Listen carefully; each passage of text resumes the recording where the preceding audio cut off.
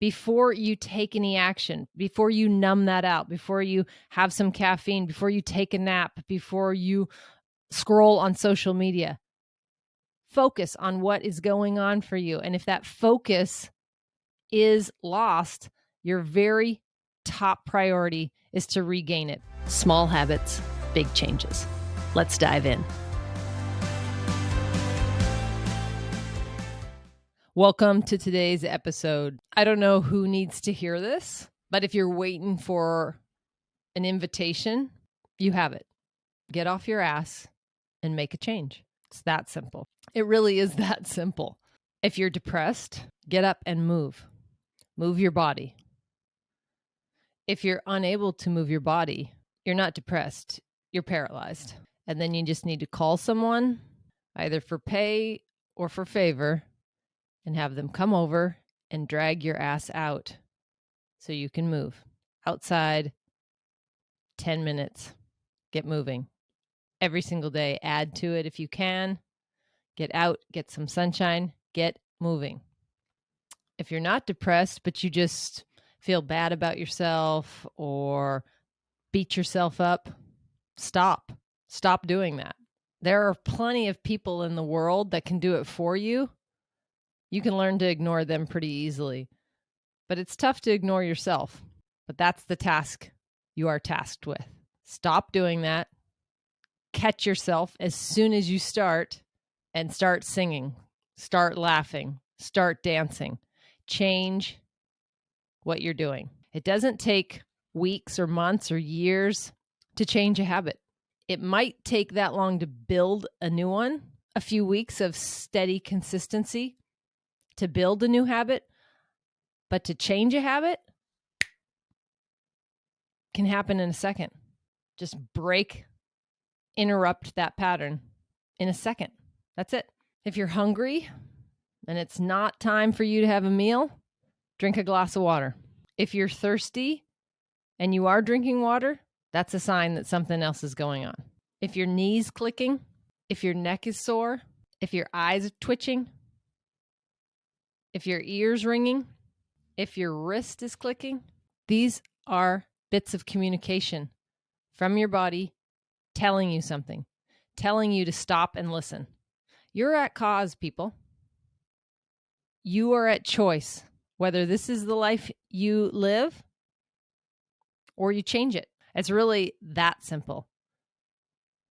And if right now you've just made an excuse in your head, like, yeah, for some people, or because of this in my childhood, or I have kids, or I'm a single mom, or I'm a single dad, or I work XXX, whatever, stop that and take responsibility.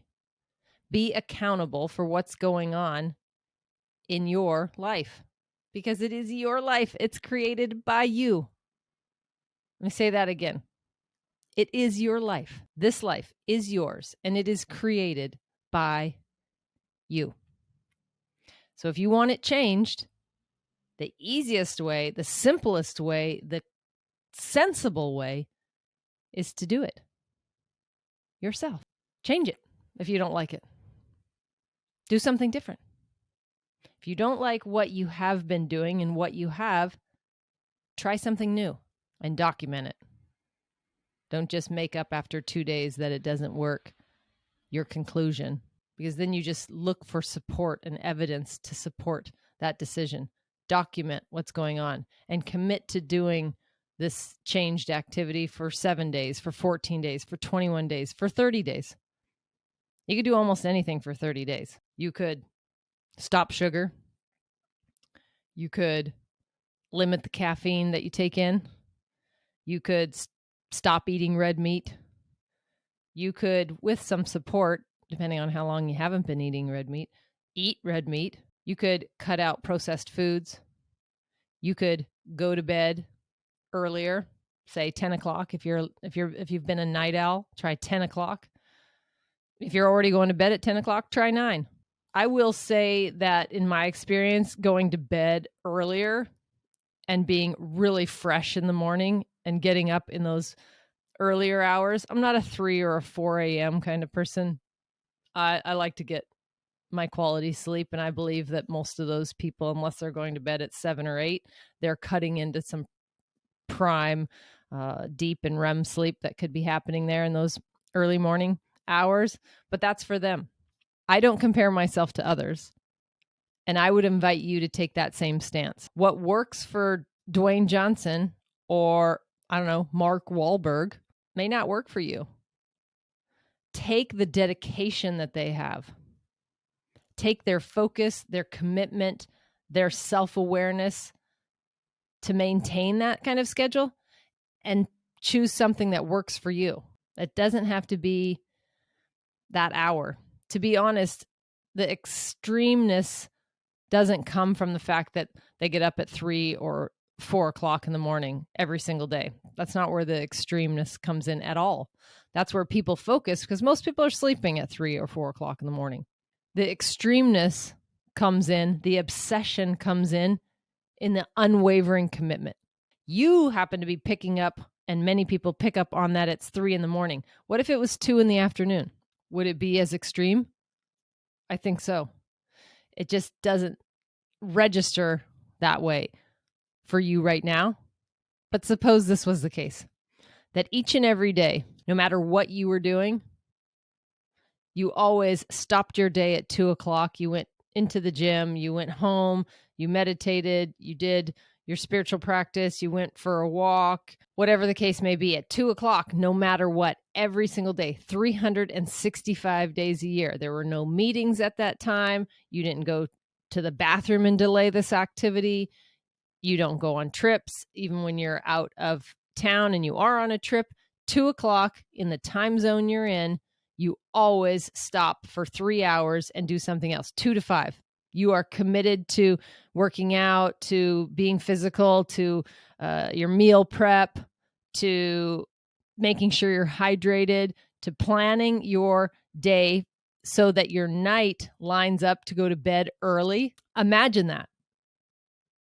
You stop your day every single day, 7 days a week. Doesn't matter if you have kids, doesn't matter if you have a partner, doesn't matter if you have work, doesn't matter if you have family commitments. 2 to 5 every single day, you are taking care of you. Would that seem extreme? I think to most people it would. The point is not in the hour of the day that you choose to self-care. It's that you do it each and every day. And because we're creatures of habit and we like routine to a certain extent, doing it at the same time every day. So where the extremeness comes in is that people do it unwavering. They do it, their commitment is unwavering. Every single day, no exceptions, rain or shine, Saturday or Tuesday, holiday or not, out of town or in town.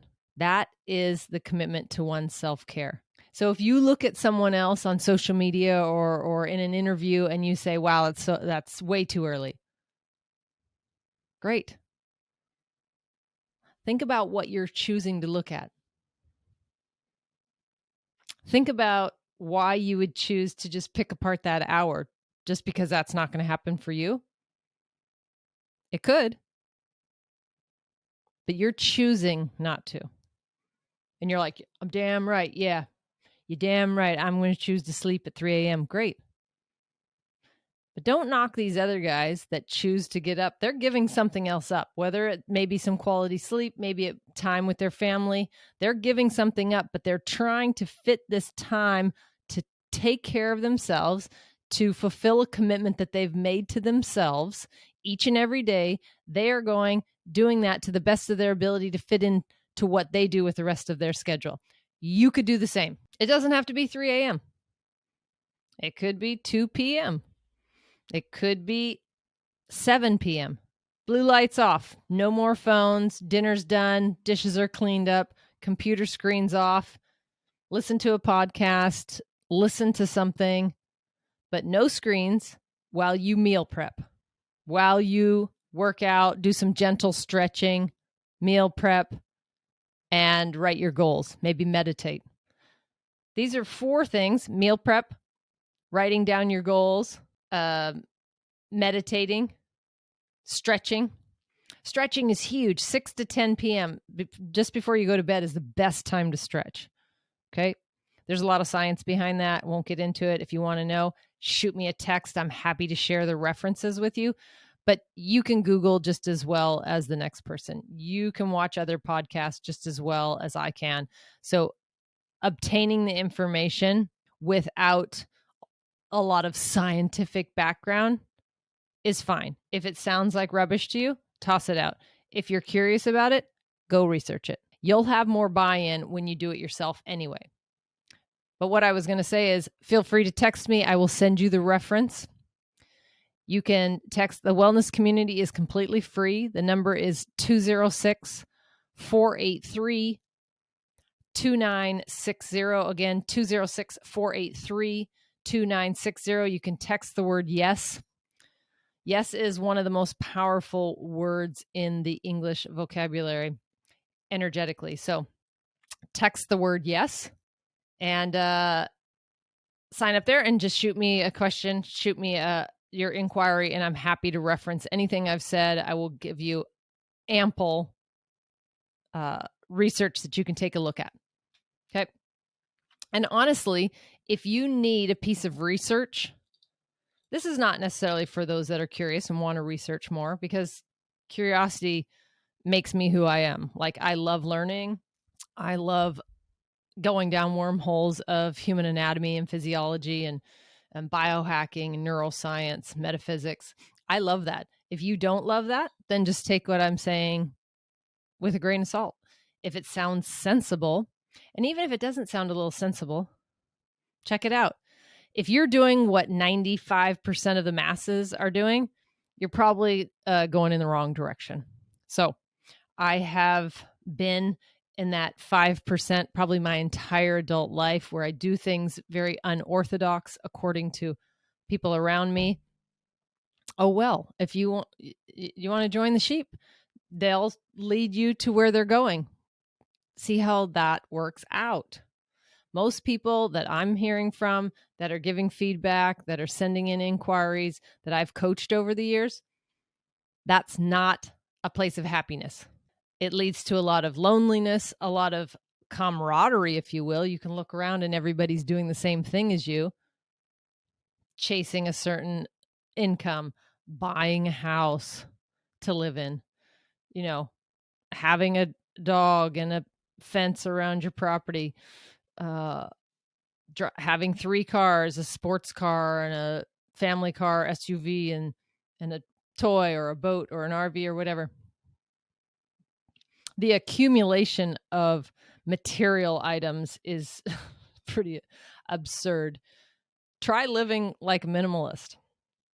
And when you say, before you say, hell no, not me, think about how much resistance comes out of you with almost every statement I say. You probably would have turned me off by this point, but if you're still listening, if when I say something about getting up at 3 a.m., which I'm not a proponent of, I'm just saying it's how it works for some people. If I say that and resistance comes up for you, or if I say 2 in the afternoon, stopping everything and spending 3 hours focused on yourself, if that causes resistance, if I say about not following the masses, eating red meat, not eating red meat, stopping dairy, cutting out processed foods, stopping sugar, limiting your caffeine, if I say one of those things and you instantly have a resistance, listen to that. There's one thing you can control in life. Just one. One thing. That's it. Can't control what other people do around you. Sometimes you can't even control your body. Sometimes you can't control what your friends do, what your neighbors do, your family does. You don't have any influence there. Trust me, I've been there. They're going to do what they want to do, and rightfully so. Because at the end of the day, they have to live with their decisions. And yes, we may be the ones that lose them prematurely. We don't get to spend as much time with them as we'd like because of their habits. But that's not for us to control. We have one thing that we can control in life, just one, and it is our focus. And when I say our, I mean proverbially. I can control my focus. That's it. what I put my attention on. And if I'm struggling to do that, if I'm struggling to focus on one thing, because there's going to be lots of you out there that say, I can't focus, that's my problem. Great. Then solve that problem before moving on. Let that become your number one priority. Just like if your knee's clicking, that's where your attention needs to go. That's what you need to focus on and resolve. If you're having trouble focusing in being aware of what's going on, and there's too many things going on in your head, something's out of balance. That doesn't mean you need medication. It doesn't mean you need to even go to the doctor. It means you need to sit down, maybe journal, maybe meditate, maybe be still. But beyond that, let me just back up. Those things, sitting down, meditating, stretching, being in your body, those things are just to prepare you to build your confidence, to build your competence, to build up the energy to resolve that. And that's probably going to take some research.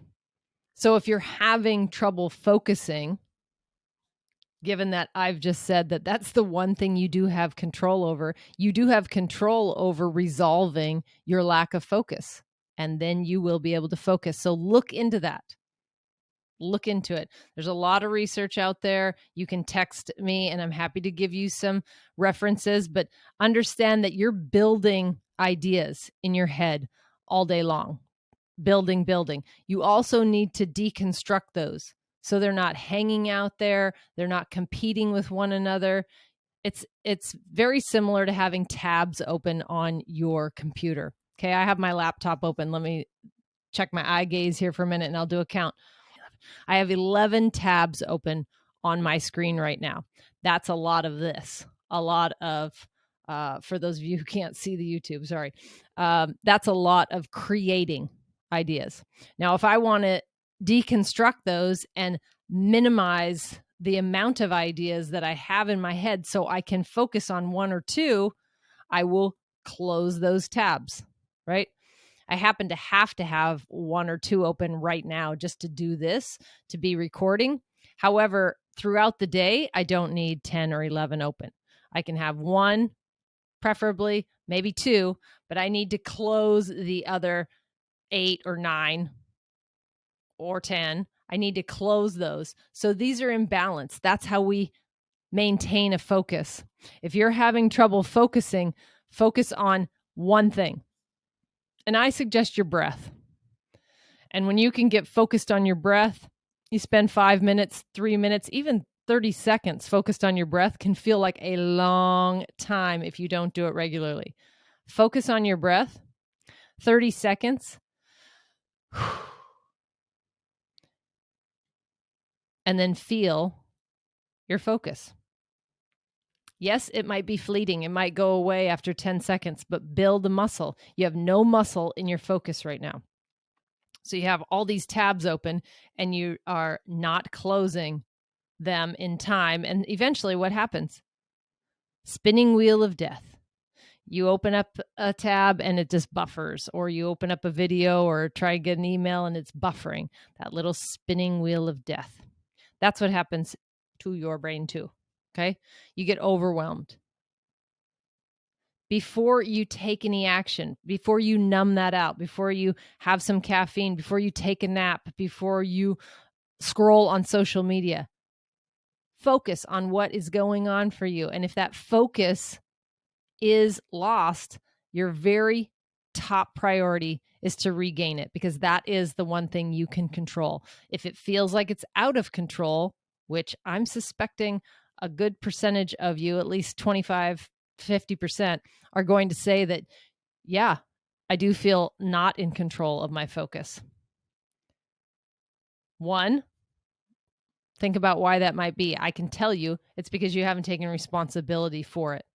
If you're accountable to yourself, you're responsible for your focus, you'll have more focus. Guaranteed. It's not someone else who's forcing you to scroll through TikTok for 8 hours and be lost in funny videos, is it? Is someone else forcing you to do that? I don't think so. I don't think so. That's you. You're choosing to do that. You're choosing to indulge in excess snacking. You're choosing to indulge in alcohol or recreation drugs. You're choosing to indulge in sugar. You're choosing to indulge in a nap or in an avoidance or in an escape. It's okay if you want to do those things, but take ownership of them. And taking ownership over them is to acknowledge and to accept all of the ramifications that come from that. If you want to nap because that's your escape place, great. Just know that you are throwing off your circadian rhythm. You are more than likely altering your hormones and creating a cycle that is much harder to break as it becomes more solidified. Yes, you can break it like that, just like I said. However, you're creating a habit. If you are choosing sugar to try and eat away your sorrows or eat away your lack of focus or to try and get focused, know that you are shortening your health span. You may live to be 100, but you will not be a happy 100. If you are, you'll just be a high 100 to make yourself happy, because your body will not be happy at 100 if you are consuming loads of sugar. It just won't be. You may be able to summons up some happiness, but it won't be because you feel good in your body. That I know for sure, because consuming large quantities of sugar, there's a lot of research out on this as well. Let me know if you want to see some. More and more in our lifetime, in the next 10, 20 years, there is going to be a plethora. You're going to be hammered with how many negative effects sugar has on your body. If sugar is your outlet, when you're not feeling good, when you're lacking focus, when you don't want to be accountable for your life and you want to escape and you're eating sweets, you will pay the price. You won't always get fat from sugar. You won't. I was thin for years and years and years, consuming copious amounts of sugar up until my adulthood, till I was 20. Ate sugar all the time, very processed candy, not just like baked goods, but like literal like M&Ms, Reese's peanut butter cups. I've never been overweight. You may live to be 100, but you won't be a happy 100. If you're choosing social media as your outlet, which many of us do, right? If you're scrolling through 2 hours, 3 hours, 4 hours, and you look up and the 6 hours has evaporated while you were on YouTube or TikTok, even Instagram, it happens, right? Not by itself. Unless someone has you bound and gagged to a chair and the screen's stuck in front of you on rotation. These are choices that you are making. Nobody else is making you do these things. And maybe you don't think there's anything wrong with them, but let me tie in the correlation here before we wrap up. When you're feeling alone, like maybe you're not reaching your potential, you have the same goals year after year and you're just falling short with them. If you don't like the way you look when you look in the mirror, and even more importantly, because I don't really care about looks, if you don't feel good in your body, if you don't spring up out of bed each and every day and you're not excited for life that day, I attest that there is a strong, undeniable correlation between those activities. When you're choosing that degree of escapism, and that's what those things are. Sugar is escapism. Caffeine is escapism. Social media can become escapism. Video games, sleeping, napping, maybe just overeating in general. These are ways to escape our current reality, to numb them out.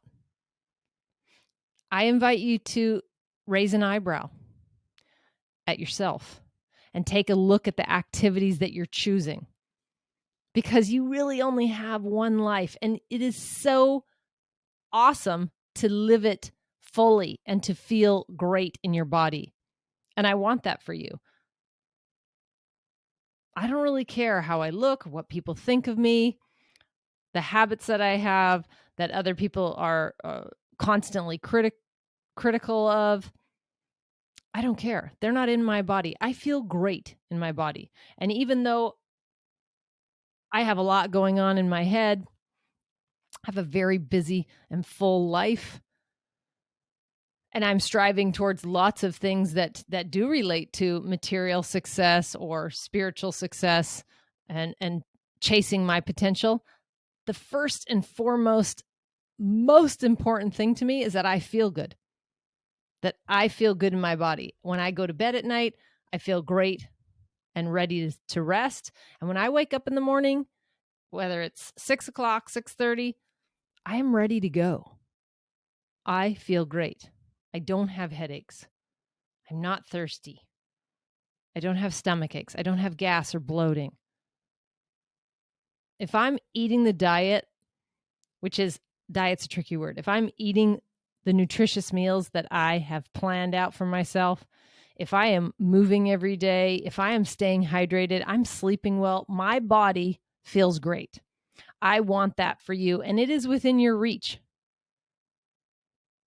Yes, I have been on this journey for almost 3 decades, and I have worked to obtain the level of vitality that I have.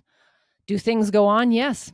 Like right now, I'm perimenopausal, so I'm constantly researching symptoms of that, manifestations of that, seeing how and when they will cease, and if there is ramifications from that. I'm taking a Dutch test actually this week, which is timed with your cycle. I've taken a DNA test, and so I know my methylation issues, and how I can supplement or replenish missing components so that my body can work efficiently. I just had my blood work done yesterday, actually. And honestly, there is so much that can be done that just helps to build awareness about yourself.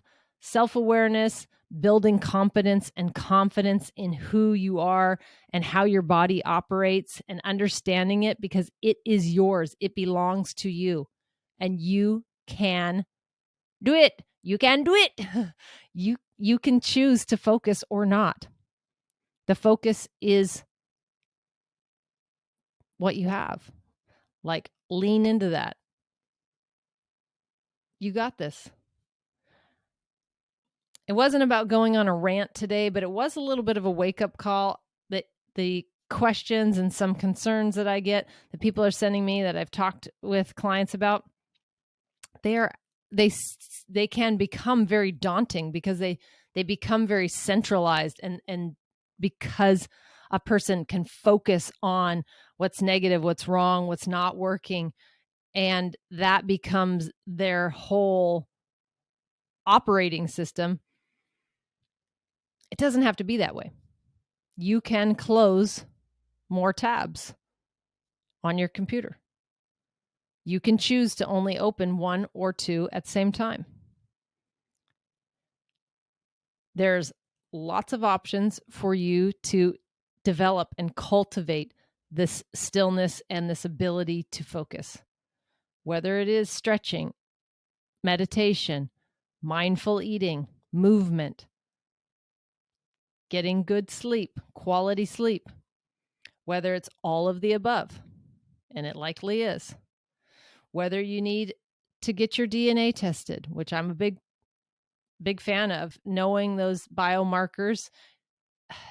We have like 22,000 genes in our body. You can take or have done assessments and tests to test your DNA, to test your hormone levels, to test your overall blood work, maybe your ferritin, your B12, your T3, T4. You can test all these things. You can implement all of these things. You have so much at your disposal. That's just the tip of the iceberg. What I want for you and each and every one listening is for you to feel just in this moment empowered to make a change, to control your focus, to work on these things, because this is the most gratifying and the most satisfying work. You'll always be working towards a goal. There'll always be something new. You're making progress each and every day, and you will feel better as a result. That's the most important thing. You will feel better as a result. I send out blessings to you. Thank you so much for your time. If you know of anyone, you have a friend or family member, an enemy, it's funny to even say that word, anybody you think would catch any gold from this episode, please share it. Leave a like, a comment, a subscribe. You could do any of those things. Much appreciation. But honestly, outside of any of those things, if you never share an episode, if you never comment, if you don't subscribe, if you don't do anything else, please consider this one change, this one alteration, this one moment of putting your attention on being still, focusing on your breath. I know you can do it. You get better each and every day. I look forward to hearing about your wins and what you may be challenged by. Feel free to text or leave a comment down below. Until next time, blessings.